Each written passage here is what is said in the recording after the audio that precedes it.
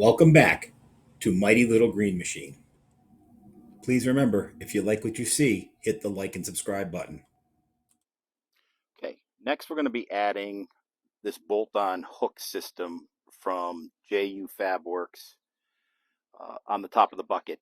Having hooks on your bucket is super handy. When you want to haul things that are oversized, you can take a chain and just hook it around and hook them into the hooks and go ahead and hold it and drive and not have to worry about it falling off. Pulling things out. This one comes with a 2-inch receiver, so you can put a hitch in there for moving trailers and stuff like that. And that's going to bolt on the center of the bucket. A couple of things about the bucket.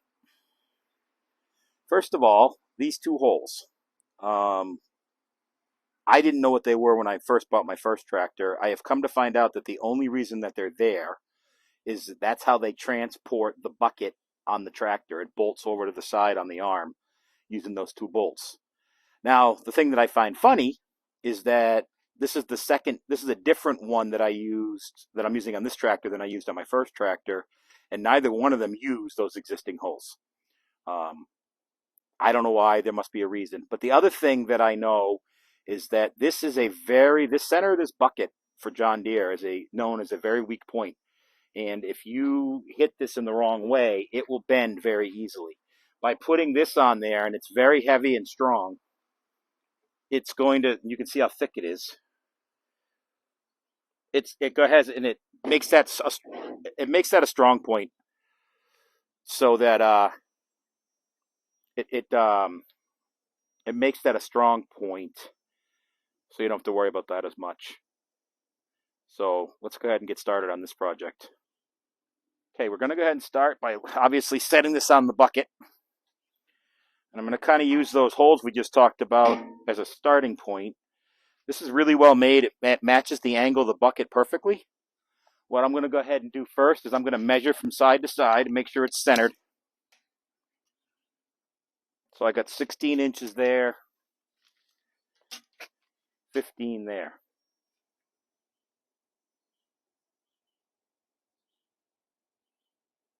15 3/4.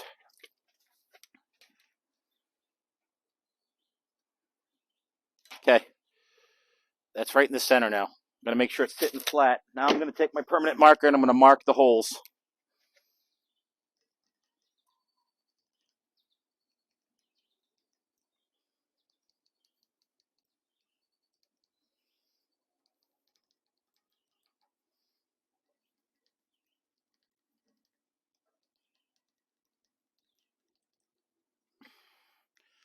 Okay, so there's 6 holes total here. And this did come with all of the hardware and the instructions on how to do it. And these are what they call grade 8 bolts.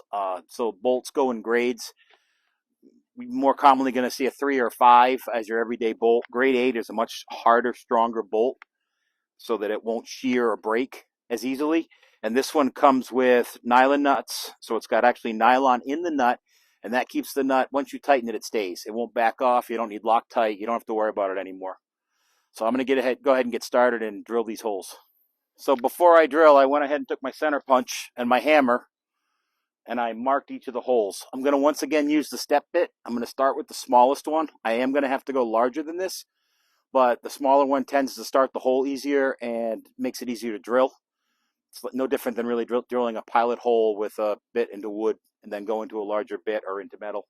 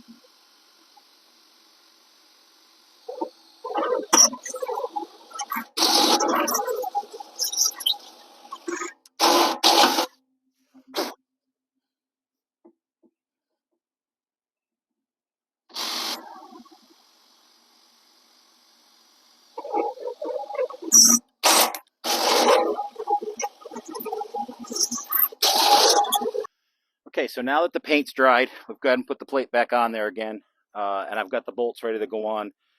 The bolts are 5/8. Both the nut and the head of the bolt are 5/8, so I've got a wrench and a socket ready to go over there. And there are 2 washers on each bolt. One goes on top through the plate, one goes underneath on the bucket, and then the nut goes on. So we'll go ahead and put the bolts in.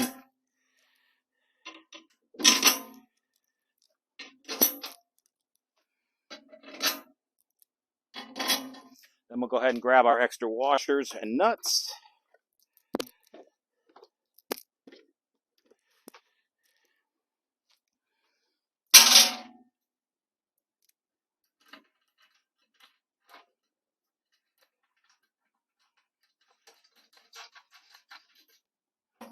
If you've never used these lock nuts before, I'm sure all of you have, but you see there's a plastic end and it's got a skinnier end at the top. This flat part without the plastic goes on first, so this screws into the bolt. Then that's what locks it in.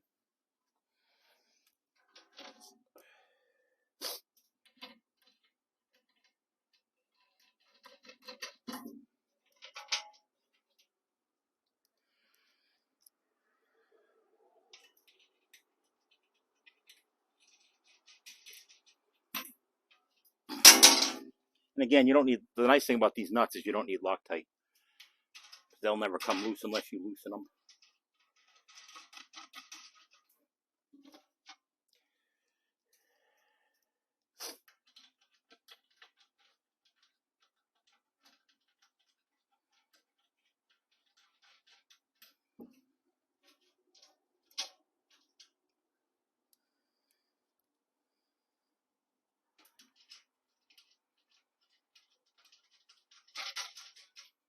Okay.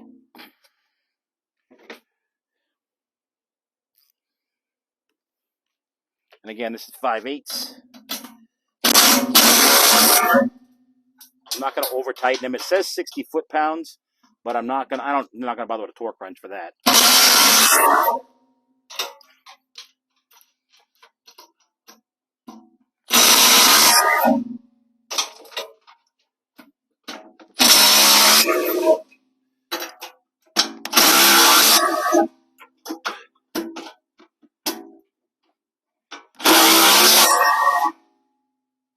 And that's it. Another project done. So far we have installed the guards on the lights. We've added the 511 bracket guard over the hydraulic lines and added the hoses and connectors for the third function. And we've gone ahead and added this reinforcement plate with the hooks and the receiver and a place to hook onto for here too. So we're making some good progress. Now, I've been at this for about 2.5 hours so far, just so you know, from the time I got home here and started and did all that. So this really isn't that bad. It's just kind of methodical. Now, I have learned to make time, to not rush. You know, when I put the hooks on my last tractor, they weren't exactly straight. They weren't exactly even, and it's because I rushed it and didn't. So this time, I made sure that I set aside a block of time, that I've got nothing else on my mind or that I'm doing except for adding these things to the tractor. And so it'll all be worth it in the end because it's coming out really nice and everything's going real perfect. It all looks factory. So I'm very pleased so far. Okay, so now we're going to add some auxiliary lighting to the tractor. As I said earlier, I've decided to go a different route because I found that not only were those other lights in the way all the time and sometimes blinded me in the mirrors, but it was chafing the wires. So now what I'm going to do is I bought brackets off Northern Tool that mount onto the ROPS, and then by using U-bolts, so that there's no drilling into the ROPS, and you can mount multiple lights on the brackets. I'm going to do 2, one facing front, one facing rear. I'll put links to all these tools, all these parts at the bottom. And then we're going to add 2 These lights I got from a company called, I don't know how to pronounce it, it's OEDRO, and they are half spot, half flood. They're listed as work lights. We're going to have one facing rear for backhoe and rear work, and we're going to have one facing forward. I'm going to wire them on separate switches so I can control where I'm working, because I don't usually need all of the lights on at once. And I'm going to go ahead and mount those switches in the factory locations on the right fender of the 2025R, so that they look nice in factory. And the switches that I'm using, I found these on Amazon, and again, and none of this stuff was real expensive. The brackets for the lights was like, I believe, $79. The two lights were $44 each, and those included all of the wiring, switches, relays, everything that you need for it. And then I think these switches were about $10 each. These light up blue at night, so you can see them even when they're not on. And this one here says LED light bar, which would be my front forward one, and this one here says rear lights, which would be my rear. So takes the thinking out of it. Okay, so what we're gonna do is I told you I'm gonna mount these on the top of the ROPS. Now, what you see sticking out of here is a coat hanger. I'm actually doing this two different ways to show you don't need special tools. So I'm using a coat hanger to get it up into the top of the ROPS, and I'm using an electrical fish to get it from there down below. The nice thing about these brackets and stuff is you don't have to drill holes in the ROPS. You don't want to weaken the ROPS forever not. Now, with that being said, I did round this hole out a little bit. I didn't open it up much, but just enough to be able to get both wires through it. It's a drainage weep hole that came in the ROPS. I didn't add it. I just opened it up a little. It won't really affect the structural integrity of it at all.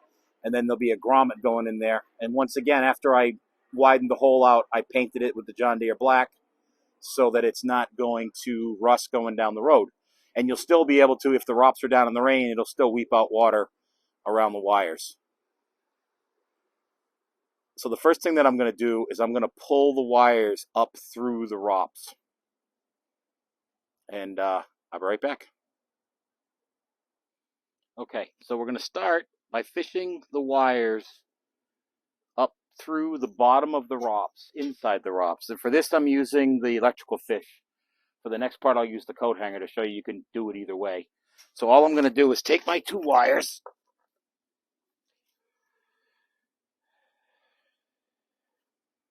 and actually what I'm going to do is I'm going to mark one end of either one of these wires so that I know which one's front and which one's rear, so I can hook them to the switch correctly. So what I'm going to do is just put a piece of electrical tape on either end.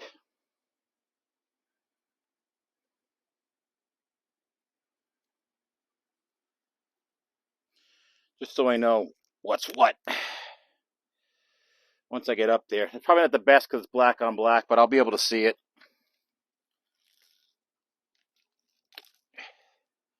And then I'm going to go to the other end, all the way down to where the switch is eventually going to go, and put it there. And what I'm going to do is, since the electrical tape is black, we're going to call this one the back. So the black tape on the back light, or rear facing.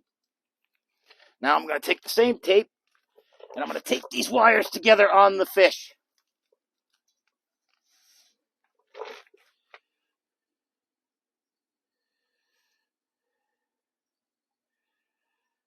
Just like this.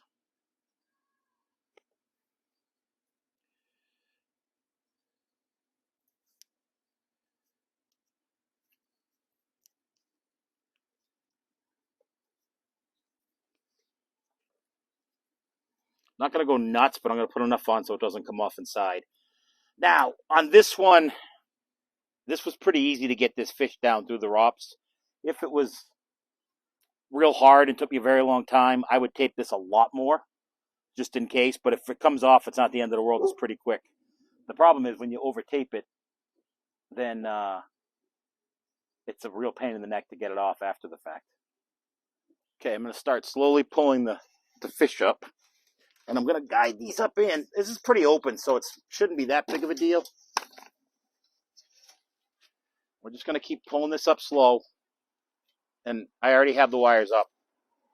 So as you can see, we got them out. And now, because I didn't tape them that good or that hard, it was nice and easy. So I'm going to pull some more up. Now, the only thing I'm getting worried about is there doesn't seem to be enough wire to do this. Because if I run this up to the lights, that's going to put the relays too tight to the ROPS and not be able to put it. So what I'm going to now do instead is I'm going to do this again using wire that I already have, creating my own harness for inside the ROPS so that I have plenty of room to go put these relays somewhere on the tractor that they're not going to obviously be right there where they're going to get torn off. Okay, well, the video is off. I went ahead and ran 2 sets of wires. I try to keep my wires the same all the time, so red for power, black for ground. Keeps from getting confused. I labeled 1 set of the wires on either end with the pink masking tape, so I know that that'll be whatever light I decide it's going to be. And I've run it up through the first part of the ROPS. Now what I'm going to do is I'm going to take some of this. Kind of works like a Chinese finger. I got it right on Amazon. You can get all different sizes. And I'm going to put this on so that it runs up and back in here. So A, the wires will look nicer, but B, when I fold the ROPS down, it'll protect them. And it's real simple. It just, like I said, it works like a Chinese finger.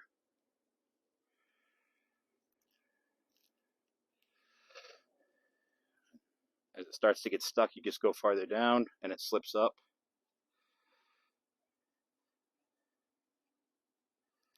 Obviously, I need to do this now before I finish running the wire, or I won't be able to do it later.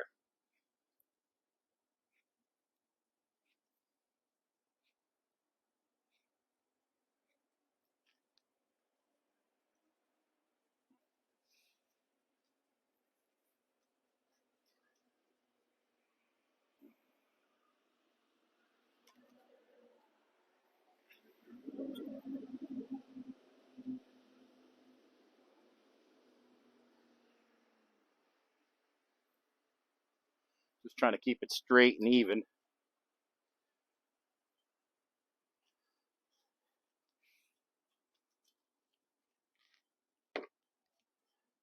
Okay, so I'll set that exactly where I want it in a minute. Now I'm gonna go ahead and hook these to the coat hanger and pull them up out the hole in the top. Now, with this, I am gonna tape these really, really good because this was a pain to get this coat hanger in here. By the way, if you're doing this, watch your head. I've hit my head on the ROPS 3 times already. It's not fun.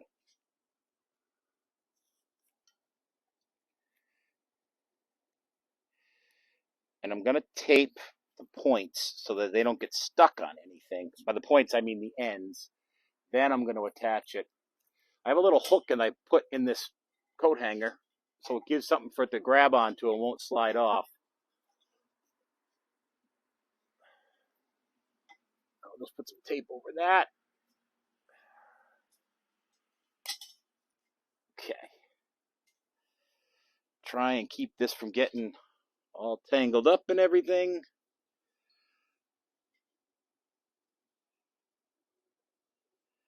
Which I just made a mistake because if you look what I did, I wrapped it around. So all it means is I got to unhook it and retape it again. But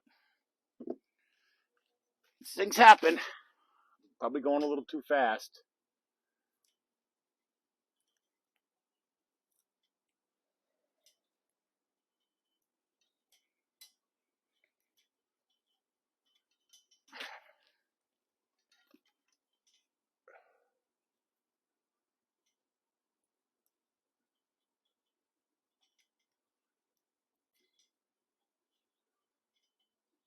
Okay, get a little more tape on there first.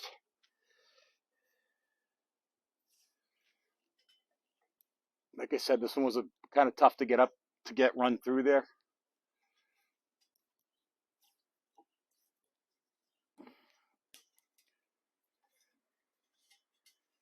Okay, I'm just pulling up in the ROPS.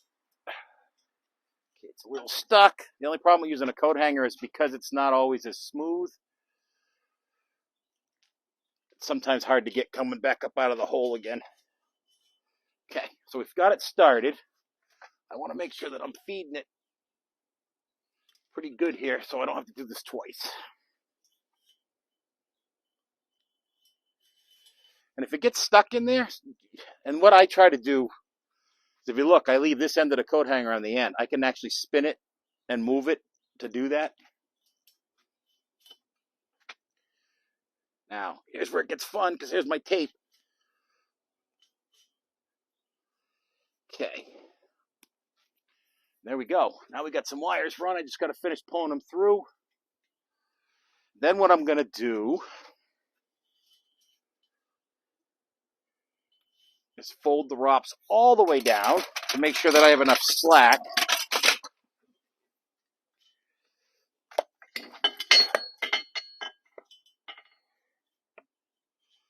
And then pull this up and put it down a little more.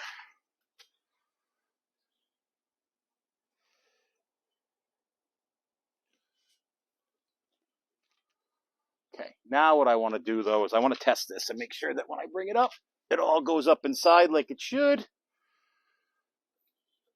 And it does. And it's not pinching up inside here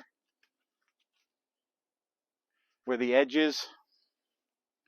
I'll bring you over and show you.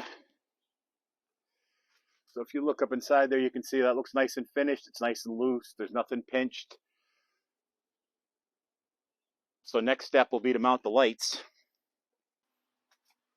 Okay, so I decided what I'm going to do is I'm going to put this together temporarily, attach the lights to the brackets, set it on the ROPS, mark where I want to put it, then take it apart, because you can't get to the bolts for the brackets for the ROPS when they're attached to the lights. So I'll dry fit it now, exactly how it's going to be when it goes on the tractor.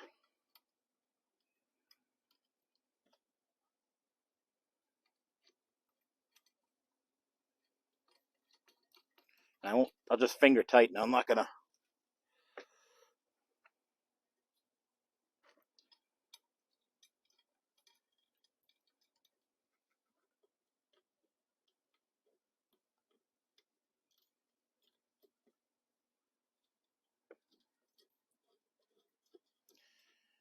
Use the tools because I just need to get a good setting for where I want it. Now, you'll see they got these weird looking washers that have these grooves in them. If you've never done lights like this before, these go against the light, and that's what's going to keep the light from spinning when you tighten it after. There's notches that match in the light, so that'll do that. So these go on the inside, and what I'm doing is taking the bolt with a flat washer on the outside, putting it through the bracket, then this on, then into the light.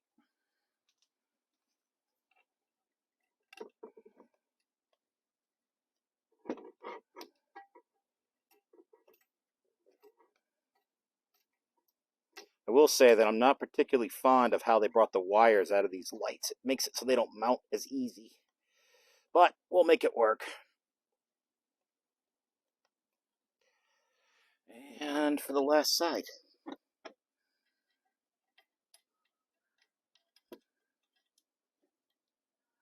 Unfortunately, this is going to be pretty easy because I've got it loose right now. It's not going to be so much fun when I get it on the tractor.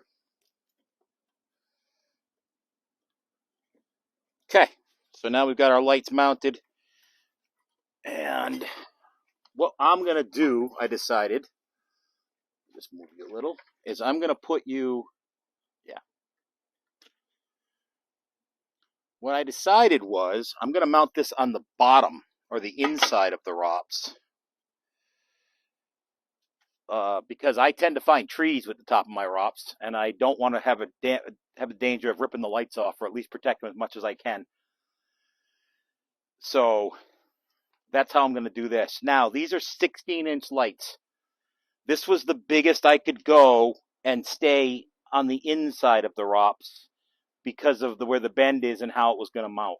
I wanted to go bigger if I could. I'm sure this is going to be more than enough light, but that's what I found was the best. If you choose to put it on the top, you could probably go to a 20, get a little bit light out of it. But that's what I can fit. And like I said, I do not want to have these get ripped off the top. That's the plan. Check.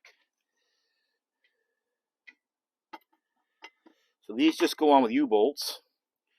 Actually, I might be able to tighten these, which would be nice.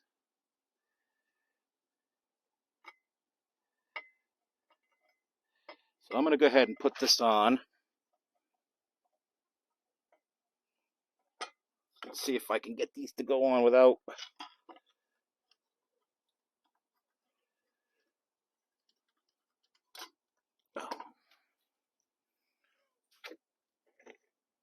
without having to take this all apart, because if that's the case, it'll be much easier to do.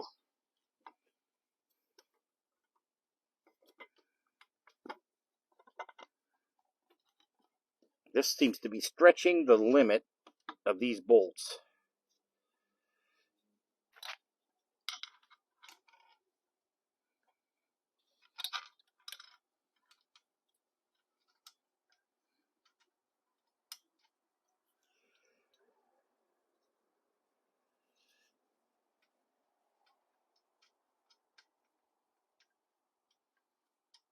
I think what I'm going to have to do is bend this bracket in a little to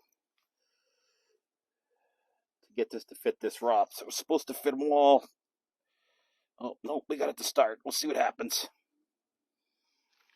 Okay. It's one set. Get the other one on here.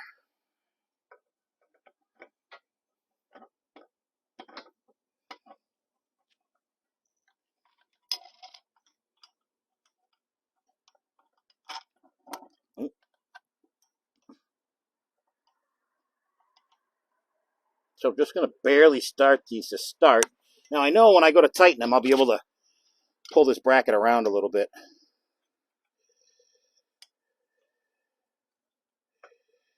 Okay, let's grab the other nut.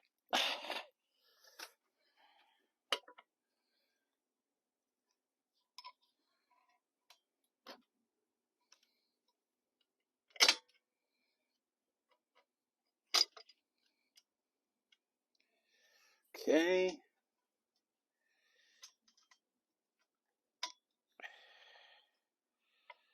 I'm going to grab a pair of pliers so I can pull this in a little bit tighter. This is going to be kind of, like I said, though, what will happen is it'll kind of pull it tight around the ROPS when I tighten it. I just got to get it started. Okay, so I ended up having to go to Lowe's. For some reason, I was able to get this one mounted using the bracket that came with it, but this side I could not get to go on, so I went and picked up a bracket that was a ½ an inch longer, and it worked perfect. So the lights are solid now. They're mounted. They're not aimed yet, and I've begun the wiring process on the top. So far, I've got the rear light attached with 2 waterproof heat shrink butt connectors that I've already butt connected. I've put some more of that protective Chinese finger on the wires coming out of the ROPS. I have some heat shrink tubing that I'm going to put over all of this in a minute. But first, I've got to go ahead and get these front wires hooked up. Just so I've done this before where I have forgotten to put the heat shrink tubing on before I get everything wired. It's very, very aggravating. So try and remember to go ahead and do that. I don't know which way. I think we're going to have to do this way.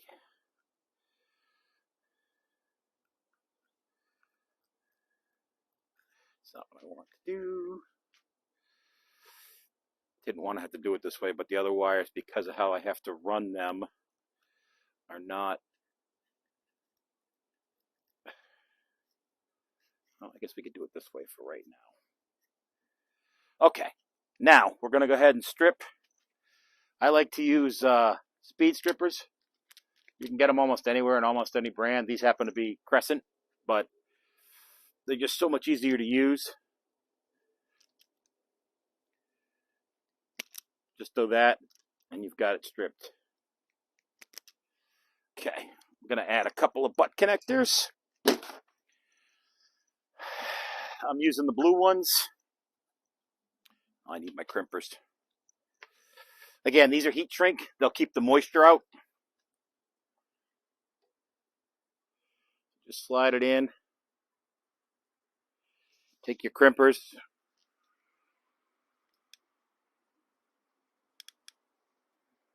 Make sure your wire's pushed all the way in. Oh, and I just messed it up, which is okay. Oh, I think I can save it. Nope, that one didn't work. I think I'm going to make these wires a little longer. They are, there's not much there to grab.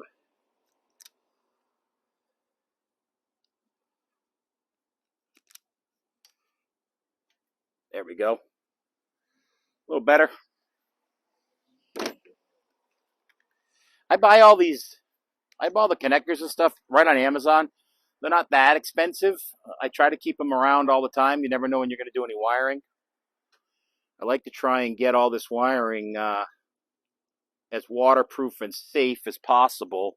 There's nothing more aggravating than when you're blowing fuses or things aren't working and you don't know why.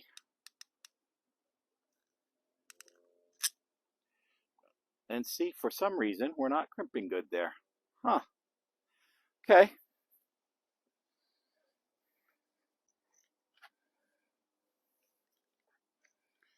Try it one more time. It worked fine on the other one.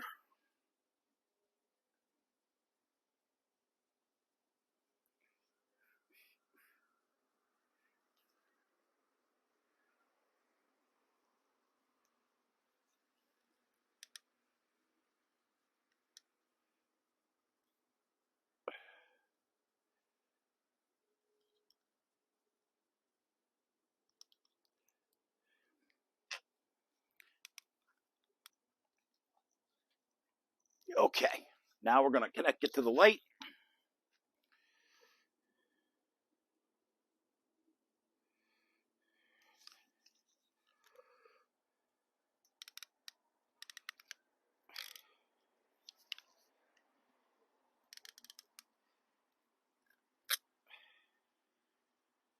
Okay, make sure it's tight, which it is. Slide back our heat shrink tubing.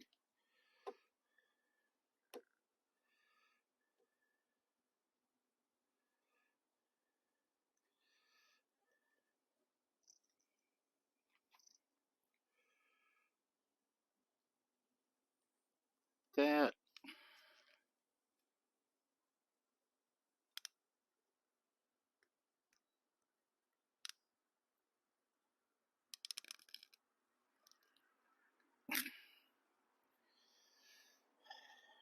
Okay. So now what I'm going to do is take my heat gun and use this to shrink those down.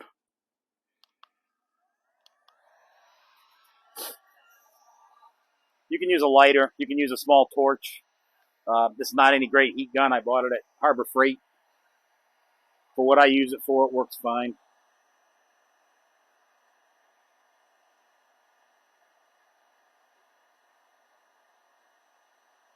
And I have it set right now on 650 to 730 degrees. I don't want it too hot because I don't want it to melt the wires. I'm just going to kind of run it around. And what will happen is as these shrink down, they actually turn clear so you know when they're done.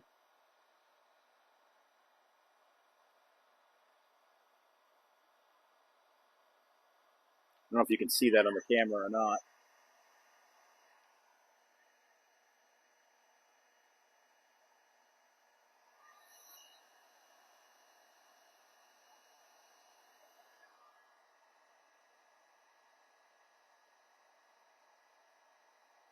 And what I'll do is once I get these shrunk all the way, I'll let these cool before I try and put the heat shrink tubing over them, because otherwise it kind of gets warm and gets stuck. And obviously I don't want to have to take this all apart again.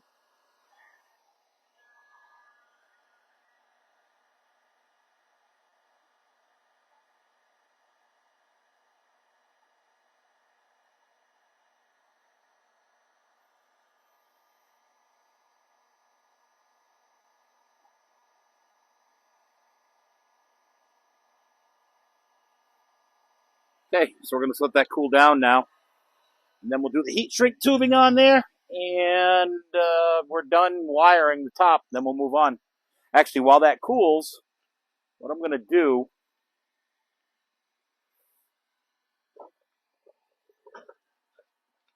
So I'm going to remove this upper fender piece here, right here. This is where the blanks are for the switches. So I got to take this off so I can get my switches up in there and get the wires up in there. It's just 13 millimeter on the top and the bottom. There's 2 bolts, one down on each cup holder. This works the same on the 1025R as it on this. The difference on the 1025R, and I don't know how this is going to be affected yet, is on the 1025R, this grab handle bolts right through the bottom. And it might here. I may have to pull this inner fender wall. I don't know yet.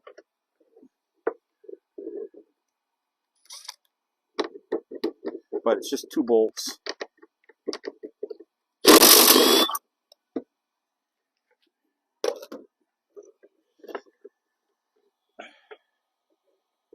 Try not to lose any of the washers or the bolts.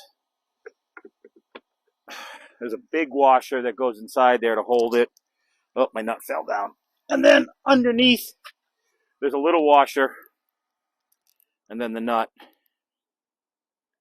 This is a lock nut as well, so this one won't, you don't have to worry about it coming loose.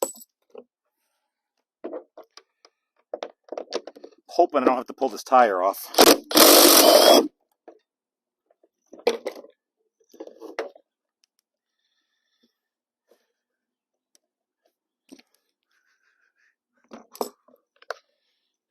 Stuck. Okay, this is very solid still, so I have a feeling that I've got to pull this fender well out. Oh, look at that. That's going to do it for me. Nice. Okay, so now I got to just figure out, I believe these are 13s too. Yep, they are. Okay, I'm going to go get some different tools so I can snake. Okay, so it's 13 millimeter. All I have here is a short extension with a deep socket. I got the other one out already. That came out with just the deep socket. And that's holding this grab handle on. I will tell you that it's different, either different design or improved design than my last one, because my last one had bolts that had to go up in there. This has got the bolts attached to the handle, so it's just a nut. Only problem I'm going to have is my big fingers getting up in there to put the nut back on again.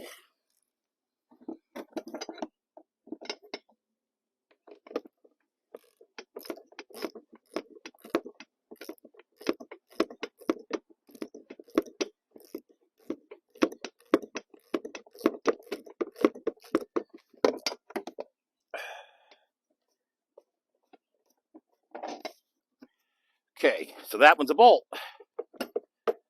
Why did you not come out? I must have got the wrong nut, maybe?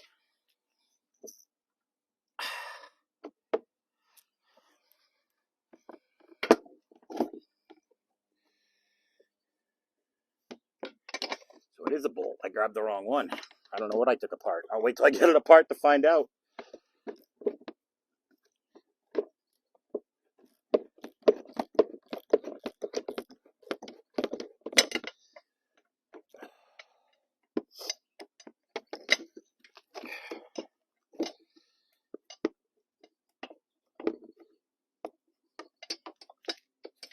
Take my watch off. Make it a little bit easier. I'd like to know where this nut came from though too while I'm here.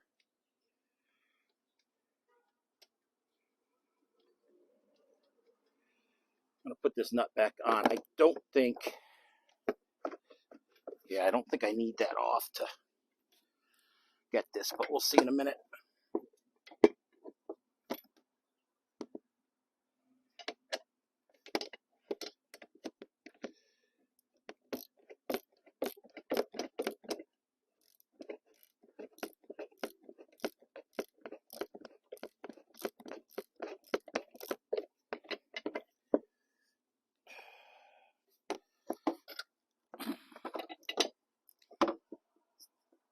This would be so much easier if I pulled the tire, but the tires are loaded, and I got to pull them off in a couple of weeks when my spacers come in, so I'm trying to avoid doing that.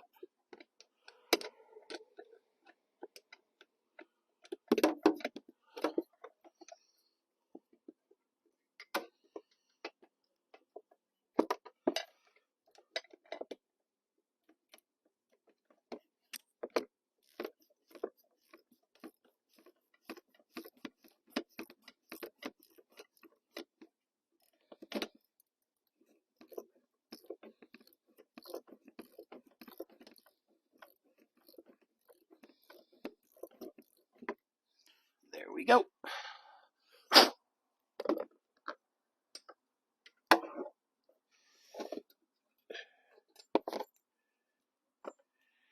Okay. Now, for your handle to drop your 3-point hitch, you get it kind of to the middle, and you can open that up and it comes right off, like that. Okay, I'm going to have a couple of wires attached here. One for...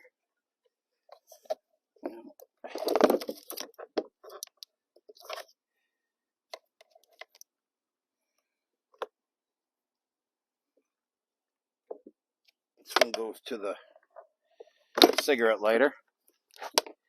And then one for the auxiliary light. And this is going to come right off. Okay, so here you got your blanks. I need to pull 3 of these blanks because I'm doing 2 switches. And I am doing... I'm adding another switch for the 5th function on the Summit hydraulics kit, so that I'll have 2 rears on this. I'm going to probably throw that switch in while I'm doing this, and the handle on this while I have it apart, but I'll cover all of that in another video.